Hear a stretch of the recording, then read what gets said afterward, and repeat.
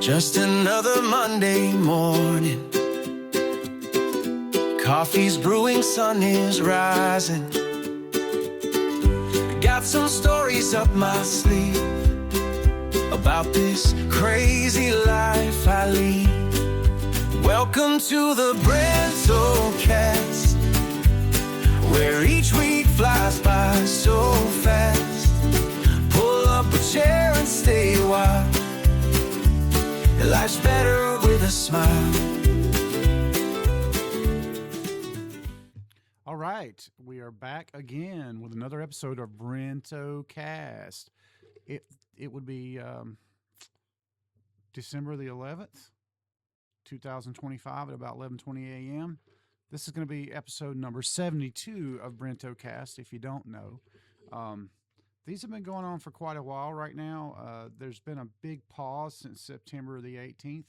Reason being, I had run into some little health issues, which I initially thought might have been because of my rapid weight loss. And, you know, in the context of running into things that you weren't expecting, I definitely did not continue my training the way that it was.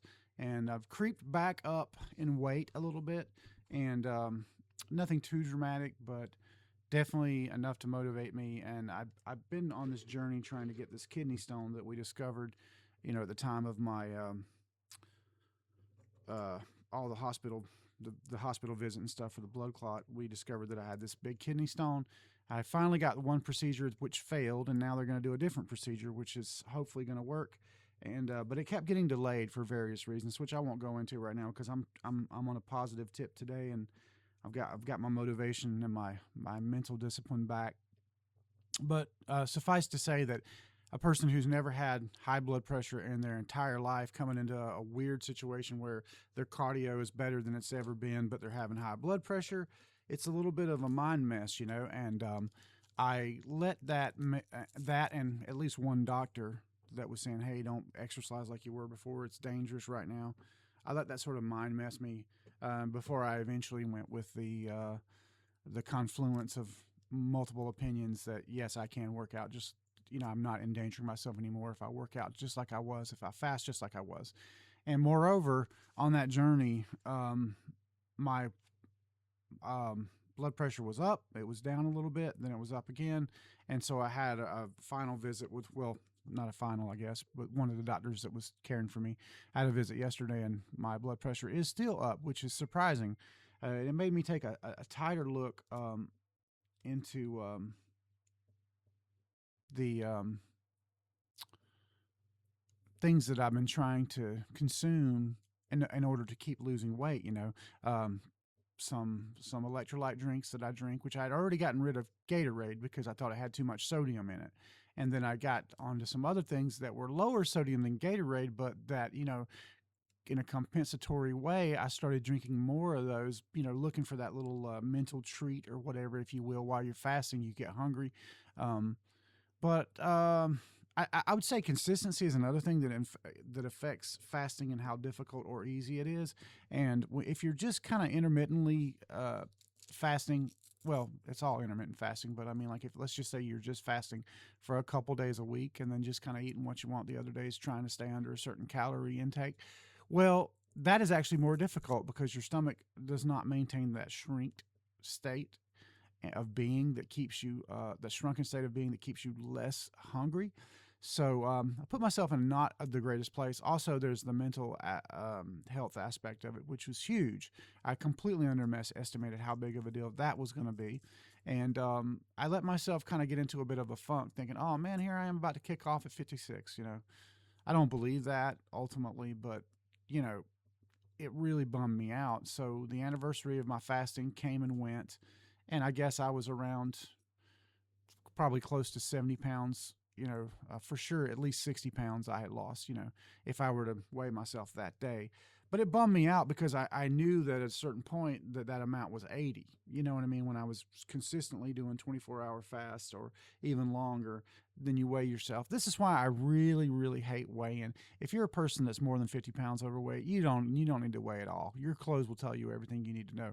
Now, while my waist still fits into that 44 gene, whereas I started like almost at a 48, well, I wasn't a 48.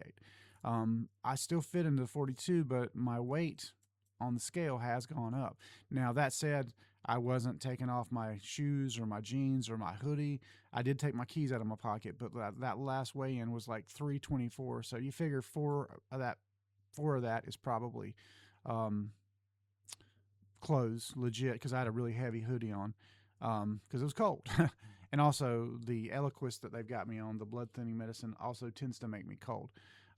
But anyway, I don't, I didn't make a big point of taking everything out or like not drinking any water that morning. I even had breakfast that morning. So I'm going to say roundabouts 318 is probably where I actually am weighing today. But I already feel the psychological and ketogenic benefits starting to hit me right now. The last meal that I had was a perfect meal, and I'm really going to focus on what I'm eating now a lot more than I did before because the easy weight is gone. And so I have to just accept this. And now the weight loss has to be about losing weight and also being more healthy, and things that potentially contributed to my blood pressure going up. I'm going to eliminate that. Historically, I've never had high blood pressure prior to this kidney stone, which I still have because of the delay and everything. Supposedly, I'm getting it taken care of Tuesday if nothing else gets rescheduled. And that point, we'll see. I think there is a good chance that the pain that I'm not feeling, but that my body is aware of, is causing the blood pressure to go up because eating wise, I'm not eating any worse.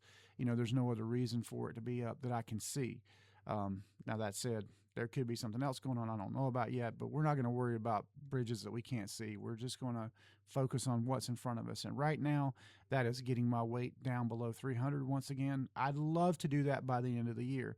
So I thought to myself, how can I do that? Well, the one thing that I've established in my brain, thanks to Todd Garman helping me and my wife and everything, is that I am capable of fasting. I for sure can do that. It's like a switch that goes on in my mind, and you can't do it half-heartedly. But when you go, okay, I'm not going to eat.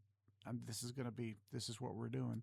So today, I set actually yesterday technically started my fast, but I'm giving myself the goal of the 21 days of Fastmas. And what I'm going to do in that time is I will never fast for less than 18 hours. There will be some longer fasts, but I will never fast for less than 18 hours.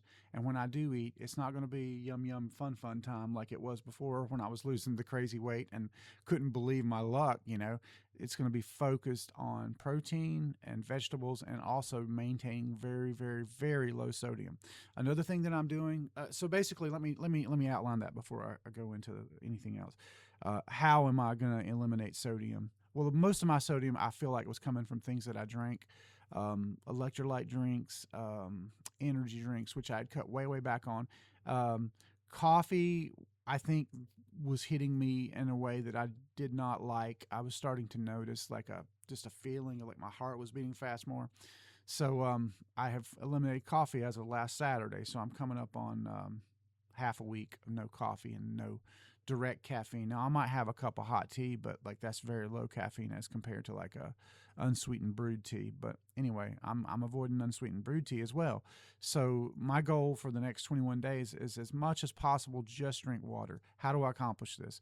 Well, I go to get the generic brand, the Laurelin brand, bottled water, just plain water, nothing special, in the bottle form. It works out to about 3 gallons at a 24 pack of those, about 3 gallons of water. So I have to at least consume a gallon of water a day. I'd like to consume a gallon and a half a day. So I'm going to really sincerely try to consume that entire case by myself every 2 days for 21 days. After that, we're going to get to something a little bit more manageable and comfortable because, and here's the hard part. I'm traveling during this time. There's a little bit of a getaway weekend we're going to do, hopefully. And how am I going to be faced with all this delectable food. The food part is easy for me. If I say I'm fasting, I'm fasting. That's it. I'll eat certain things. I'll eat grilled fish. I'll eat chicken. I'll eat broccoli. Only if it's prepared in a way that I know it's not going to be full of butter and salt. And that right there, folks, is the kicker. You go to places to have a meal and they put some sort of seasoning on it. 9 times out of 10, it's not going to be herbal based. It's going to be salt based.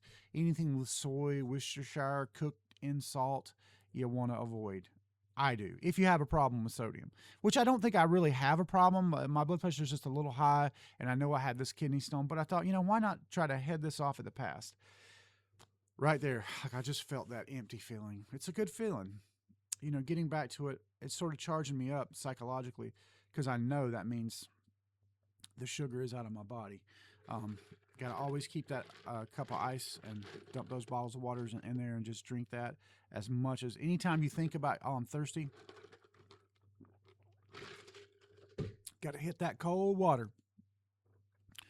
Okay, so that's what the plan is. Now, another thing that I'm going to do to try to maximize my my weight loss is I'm really, really cutting back the calories. For a guy my size, they suggest between 2,000 and 2,100 calories a day. I'm going to try to do 1,000 calories a day.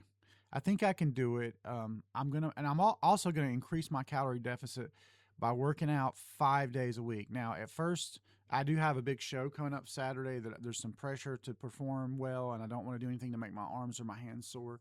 So I'm not going to start lifting until next Monday. But as of yesterday, I've started 1 hour exercise a week. What that looks like right now is walking for an hour. I try to walk briskly, but I try to hit that 1 hour mark. And that's what we're doing. So, yeah, that's kind of where we're at. And instead of woe is me, it's going to be like, whoa, that's me. Meaning I'm going to take action. I'm going to take this into my hands. I'm going to exercise a concept that I just heard about. It is a Jocko Willink concept of leadership. It's called extreme ownership. You are the commanding officer of your crew, which is your own wellness, your body. Everything that works together to make homeostasis happen, you have control over for the most part, as far as the input and the discipline and the input and the output, so to speak. Now, there's wild cards for sure with your health, but I don't think this is one of those. I believe that I can fix everything about what has put me in this position where at my best fitness in 20 years, all of a sudden I have this blood clot. All of a sudden I have this concern of, making sure I don't have another pulmonary embolism, which of course could take me out like that. And I said, when I first had these problems, I kind of confide in Todd a little bit because we spend a lot of time together working out. And I'm like, hey, you know what? I've already made the decision that, like, if I die trying to do this, if I die trying to get in shape, that's okay because I died trying. I didn't die being a fat ass sitting on a couch eating Doritos. Like, I really have made the effort to make this right. And I think people would respect that. And I know in my heart that would make it feel okay. If I tried to improve my condition and God forbid it went the wrong way. What would not be okay is going, hey man, I lost 60 pounds, woohoo, and then just like eating like crap, which I'll admit, a part of that, I was definitely eating like crap because I was losing weight and doing it. And that was, it's like, hey, let's get you closer to the finish line before we start trying to like really restrict what you eat and drink so much, as long as you get enough water. And that really worked for me. And I feel like at the end of all this, when I've lost all my weight, I really do want to help other people with this because we have people come into the nutrition store, and I'm not kidding you, like more than 300 pounds overweight. And you try to talk to them about fasting. They're like, I just can't do that. I get hungry. I'm like, yeah, no shit. We all get hungry. But guess what? What if, I told you just a little bit, if we just got you out of your comfort zone just a little bit because of your size and your girth and how much extra weight you have, we could actually use this to work in your favor of motivating you by going, hey, you know what? At the end of the day, you can have a slice of pizza. That shit is done for me. Like that's for that person. I'm not the person who's 200 pounds overweight. So, arguably I'm maybe 100 pounds overweight.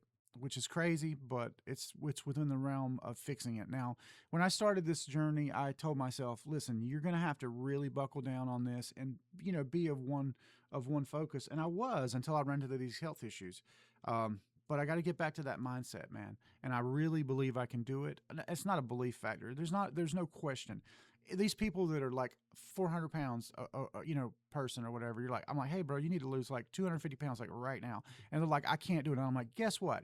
If somebody put you in a prison cell and they brought you a restricted diet every day, 100% you could do this. Your body could do this. And you could walk away in a year or two and have the rest of your life in front of you living like a normal person who looked like a normal sized person. Man, that plays on the psyche a lot for fat people. You guys just don't know. If you've never been fat, you just don't know. The other side of it, seeing how uncomfortable really fat people make you feel, seeing a triple chin make you feel uncomfortable. Imagine being the person with a triple chin. Man, it just really the body can always do it. The body can absolutely always do it. Okay, sorry about that. I had a little bit of a phone call I had to deal with there, which you'll see it all on the camera. Nothing to hide here. Full transparency, baby. Yeah, I mean, I think that kind of caps off where I'm at as far as the health situation and what I'm trying to do to compensate for it. Once I have this procedure behind me, hopefully I'll be able to move forward and figure out why I'm getting these kidney stones. Every year. That's kidney stone disease. I got to find out what's causing it, and it may well be genetic, but we'll find out. So far, I feel like I've been dealt a pretty good hand. The body has been resilient thus far in my life. But 57, it's that age where I'm 56, but at 56, 57 is that age they tend to start wanting to put you on blood pressure medicines, and I'm trying to resist all that for as long as possible. And one way I can do that is just cutting out the bad stuff that I eat. And so it seems like a logical step. I mean, I potentially could drop dead tomorrow, God forbid. I hope that doesn't happen. But again, if I do, you guys know that means I died trying. So that's kind of where I'm at, man. So I'm going to keep this one short and sweet since we haven't done one of these in a while. And by the way, I have added you'll be able to look on BrentBowers.com soon enough and see a link, or on my Facebook page, to see a link to my playlist where I am slowly but surely getting every single podcast that I've ever done on Spreaker up on that location. And I'll just mention that these have been going on since August 27th, 2022. It's now December 11th, 2025. So yeah, we've been doing these for a hot minute, and I don't know how much longer I'll carry on with them. I've kind of gotten now where I only do it when I have something to say that I feel like is worth saying. But I still carry on the weekly vlog, pretty much vlog, and the Black Frame Chronicles with my Meta glasses, so you can see all that if you really want to check in. Or maybe I'm speaking to myself, but hopefully somebody can take something from this journey apart from me. But if it's just me listening to it for motivation, then it's good enough reason to do it. But anyway, hopefully I'll be updating the format here a little bit. I'm ready for some new music. There's a lot to talk about on the music front, which I'm not going to have time to get too deep into because frankly, it's time for me to hit the trail. I got to go do my hour of walking. But and also it's the best time of the day because it's nippy out there, and this is a good time when the sun is in the right position to walk on the trail at Rock Creek Park and get more sun straight down from the top. But I digress. Harrison and I are involved in something called the Great Octopus Band right now. You can follow us on Facebook at the Great Octopus Band or online at thegreatoctopusband.com. You can look for Bowers Foreman Music, Brent Bowers Music, or the Great Octopus Band on Facebook. It might be TGOB on Facebook. I have to double check that, but do a little search. You'll find out. It's the best group of guys I've ever played with, and we're playing our first full show probably. We've done some others, but this would be the first one where we're really pressing our music at Little Tokyo Lounge this Saturday night starting at 9 p.m. and running until 1 a.m. That would be December the 13th, I believe, 2025. Be there or be square, as they say. I'm going to try to stay awake long enough to finish that show, but it's 4 hours of music, lots of which is going to be songs lots of which is going to be original. So, if you're into music and you're in the local scene here in Albemarle, North Carolina, do check that out. That's really about all I have to share with you guys today. Thanks for listening as always, and God willing, that we'll be back in another episode very soon.